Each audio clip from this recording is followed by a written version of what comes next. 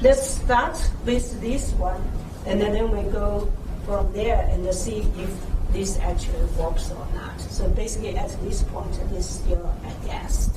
Okay. So we know that we need a z prime. So let's do find the derivative of that. So you z prime is z that gives you. Maybe I should write it.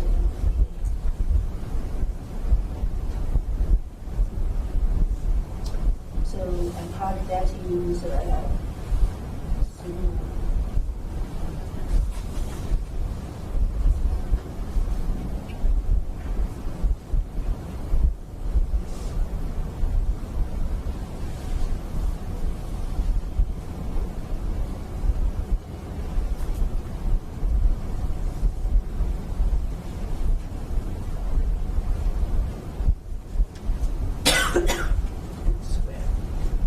so you arrange this a little bit, you get minus sigma a squared over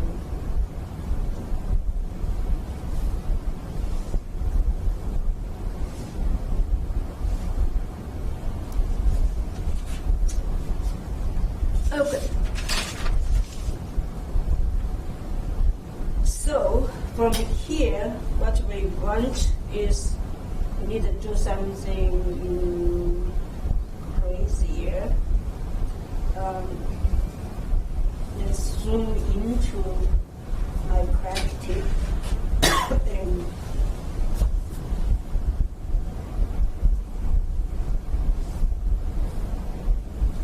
and trying to find at an arbitrary location z, which is of course xy, and how is those terms related.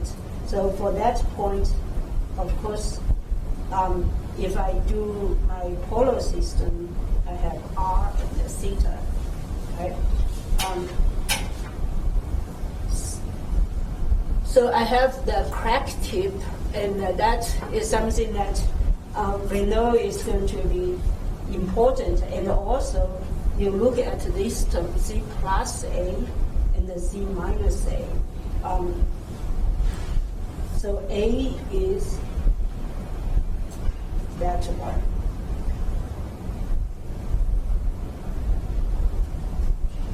So now my z plus a is actually, if I call that a vector, so this is z vector, and then this is my a vector, essentially.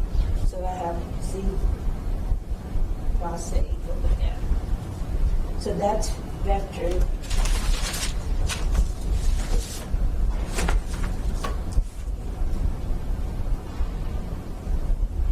is equal to this vector plus that vector. Okay. And so that's for the left crack tip. For the right crack tip, I can actually also define a vector point to that point. So now I have from here again, it's a and the z prime. So this one is equal, and the z vector is minus a. So basically, so now you look at this equation, basically down here is that vector, and down here is that vector. Okay, everybody follow me on that? Right. So we're going to express all of them in the polar system. So I have my z is equal to r times theta, and my z minus a, I will define that as r1, and that will be r1, theta 1.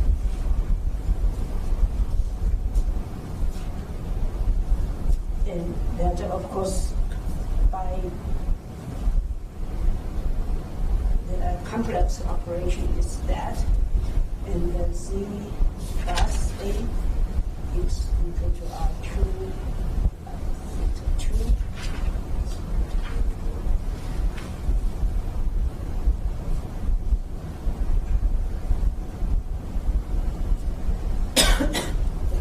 that's my R2 over here, and then that's my theta 2.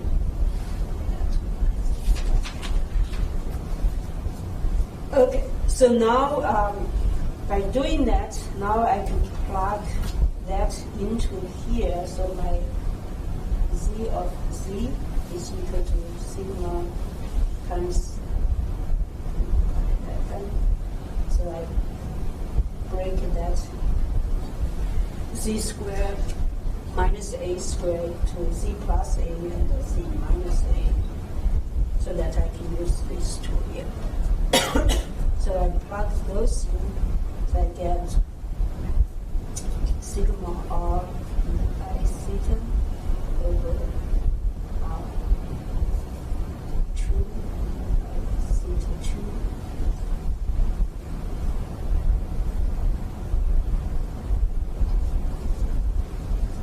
And of course, you can arrange that a little bit.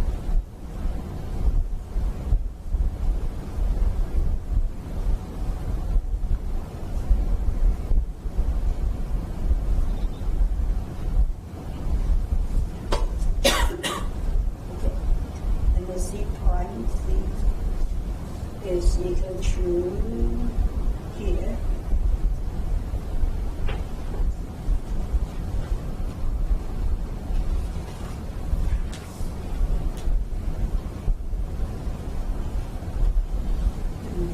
You plug in all those, get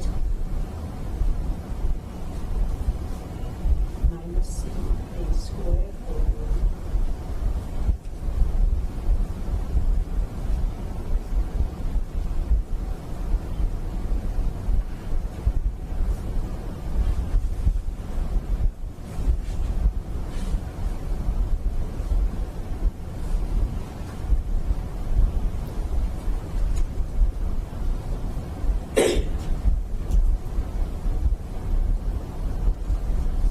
okay. So from here, now we go back to my original equation.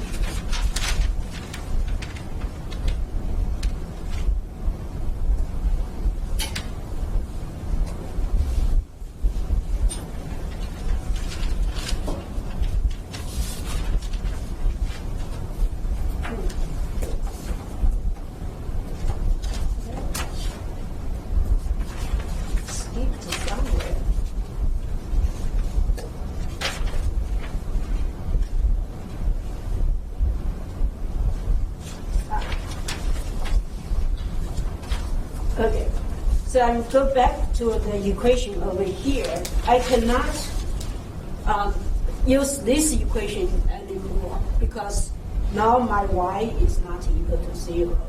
My y is somewhere out over here. My y is not equal to 0. So I need to go back to my original equation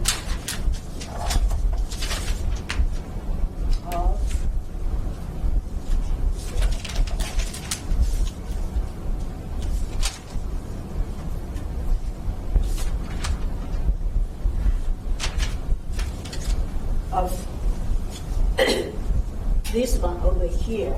So I have real part minus y imaginary part plus the imaginary part of y and that. So in this case, actually, the y prime is, we can ignore that. I explain later. So for now, let's just focus on the z. So just get y, all the terms with y we can ignore, and we just look at the terms with z and see how that goes. Okay, so I have my sigma x, so over here.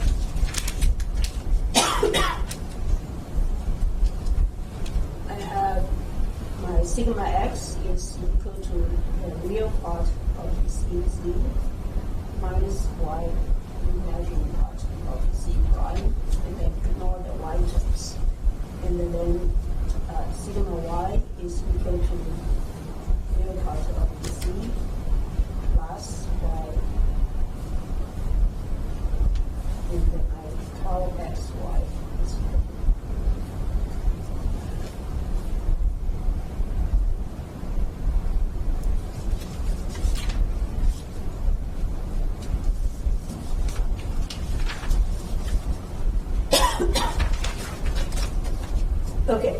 So from here, of course, now we have both my z and the z prime. So I just need to plug that in here. So the real part, jumping.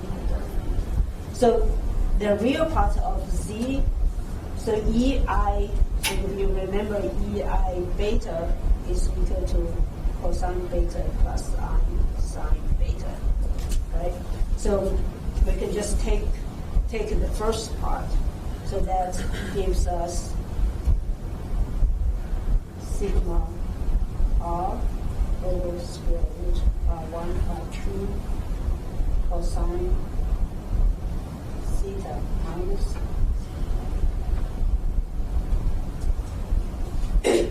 minus y. In here, I have that's that term. So y, in this case, is equal to r1 sine theta 1, or r sine theta, or r2 sine theta 2. They all be the same from this equation over here, right? So I just need to pick one, so I would pick the right one. So that's r1 sine theta 1. And times imaginary of z prime, which is this one. So times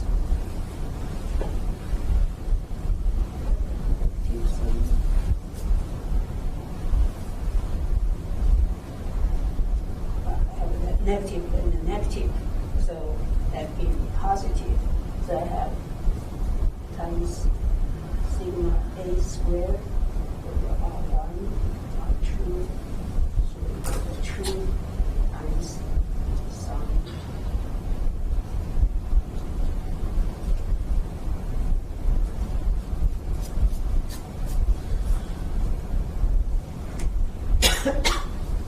Okay, so now what I have is my stress component is related to the R and the angles and the theta for now.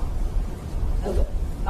So sigma y is similar, except it is a plus, so maybe I should write down over here. So sigma y is equal to sigma r over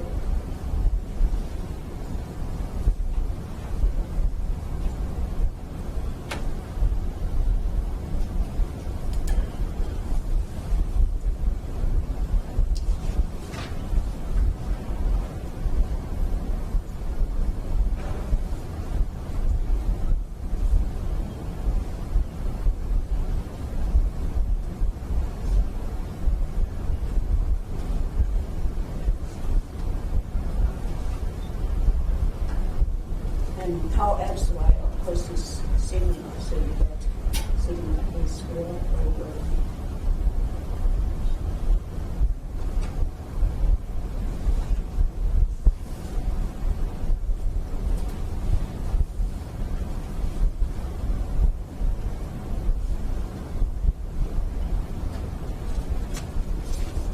okay, so it's a little bit messy, but now you get your three stress components, sigma x, sigma y, and tau xy expressed as that.